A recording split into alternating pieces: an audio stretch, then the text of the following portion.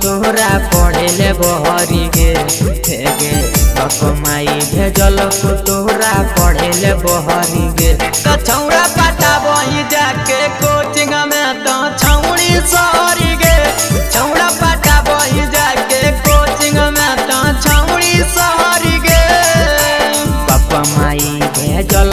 तोहरा पढ़ेले बहरी गे गे पापा माई भेजल तोहरा पढ़ेले बहरी गे छौड़ा पाटा बही जाके कोचिंग में तो छौड़ी सहरी गे छौड़ा पाटा बही जाके कोचिंग में तो छौड़ी सहरी गे पाटा बही जाके कोचिंग में तो छौड़ी सहरी गे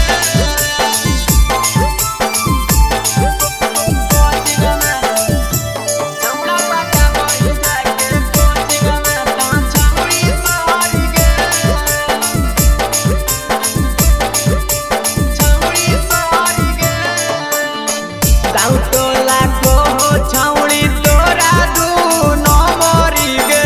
घूमही पहन के तो छोटे छोटे घमरी गे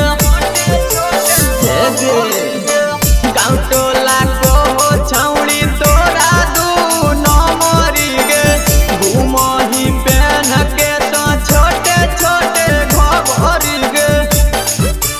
नया नया फीलिंग में तो लुटही लहरी गे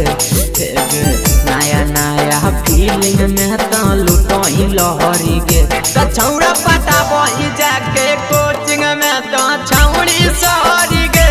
छौड़ा पाटा बही जाके कोचिंग में तो छौड़ी सहरी गे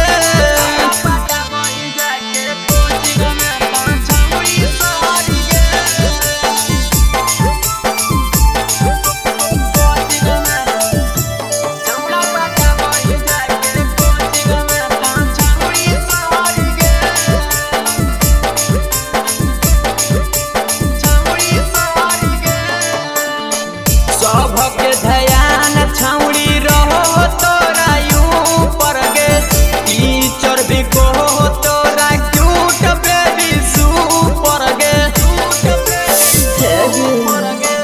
सबके ध्यान छौड़ी रहो तोरा ऊपर गे